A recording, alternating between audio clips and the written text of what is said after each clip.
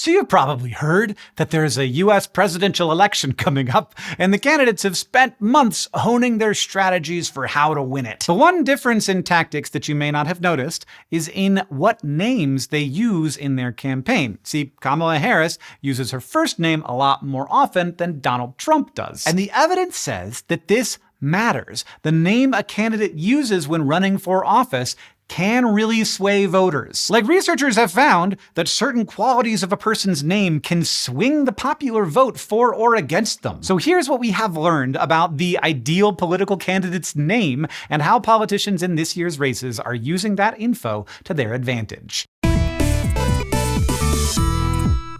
Before we get started, I should mention we're going to keep our political opinions about the candidates out of this video. SciShow is not in the business of telling you who to vote for. And I'm sure everybody in the comments is also going to be super respectful about this. Now that that's out of the way, let's get into the psychology of voting. There are a lot of seemingly silly things that influence who we vote for, and the name on the ballot is one of them. But what's in a name, really? Some might roll off the tongue easier than others. Some names invoke certain stereotypes or associations with previous politicians, and some names just feel right for that person and that time. Research suggests that names make a significant difference in who people vote for, so much so that a researcher at Eastern Washington University did an analysis of election results and made a list of the best and worst qualities a candidate's name can have. The ideal president's name has 2 syllables, with the stress on the first one, like Donald or Harris. That actually fits with a common pattern with names of fictional characters, especially in children's media. Just ask Bluey or Clifford or Dora. The study also found that a name with an R after a stop consonant, like P, K, or T, tends to perform better. And that's because the R sound starts off with a firm emphasis and transitions to a softer, less stressed sound. So the R in Trump fits this rule, but the R's in Harris do not. And the best case scenario is to end with a long, soft sound of an N,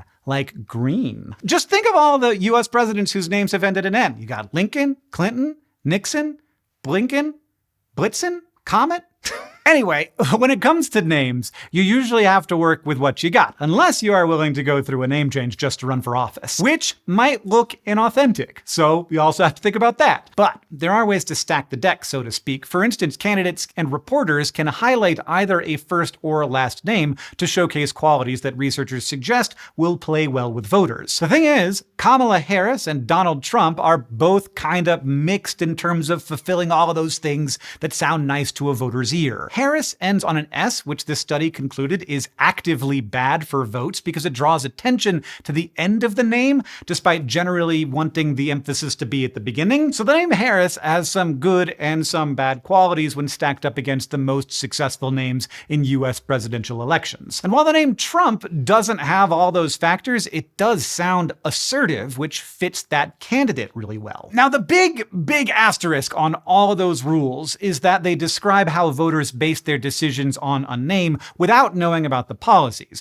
When voters know what the candidate's actual policies are, their name doesn't matter. Speaking of exceptions, all of this is probably going to vary based on the culture and language of the people voting, especially because things like pronounceability influence votes, and something that's easy to pronounce in one language can be hard to pronounce in another. But we know from this election that Donald Trump is a name that's easy to pronounce for many US voters, while Kamala Harris's first name has been a little harder for some. One study looked over decades of election data from California and found that more pronounceable names get more votes. The author of that study, whose last name was coincidentally Harris, credited that increase to voters having an easier time just reading the name. People even associate name pronunciation with qualities like truthfulness and likability. So that's the kind of thing that a candidate can't change, but they can choose to highlight one of their names if it has more politically advantageous associations than the other. The question is, which name gives them the best chance of success? Studies have found that when candidates are talked about using their first names, they also end up having their accomplishments downplayed. When the media uses first names, the coverage almost always removes titles of senator, vice president, president, or whatever other status that politician has achieved. So in a way, they're losing a perception of power. But there are other candidates who could really benefit from highlighting their last name for totally different reasons. Say, if their name is very recognizable, like, I don't know, Kennedy, they would probably get a political political advantage from their last name. One study on Belgian politics found that people are more likely to be selected as candidates by their parties when they have names that are associated with political families. And amazingly, we have actually made it this far into the video without mentioning a gender bias, but we have to talk about that elephant/donkey in the room. This SciShow video is supported by the Presidents of Science, McLaren Stanley and Charlie Stanley. Thanks to them and our other patrons, this video is free for anyone and everyone to watch. So long as you have internet access, you can learn here on SciShow. They also help pay the writers and fact checkers and animators and all of the people who worked on this video. If you're able, you can do that too at patreon.com/SciShow. A study on Hillary Rodham Clinton's 2008 presidential primary campaign found that male reporters referred to her by her first name 4 times more often than female reporters did. And when they did that, they often omitted her title of senator, so she lost that acknowledgement of her power and status. And this primary in particular is a good example because she and President Obama were super similar as candidates. They were both Ivy League educated lawyers turned senators. They also proposed overlapping policies, and if elected, would become the first president from their respective political minority group. Now, there is a question of how much of the reporting is influenced by how the candidates market themselves using their first or last name on campaign materials. Yes, Clinton primarily used her first name on lawn signs, and Obama did not, but male candidates who have gone by their first name in their campaign materials haven't historically been referred to more by their first names in the media. So the media's tendency to use Hillary over Senator Clinton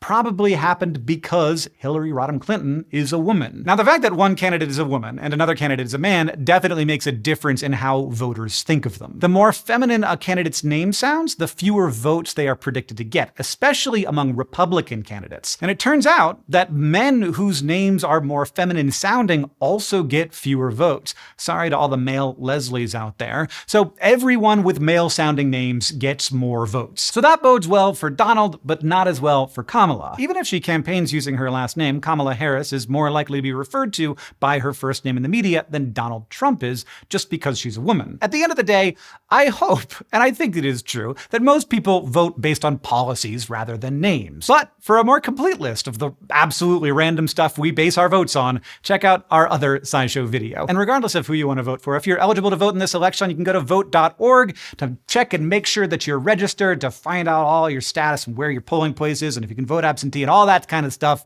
It's really easy. Vote.org. Very easy to remember. We'll put a link in the description.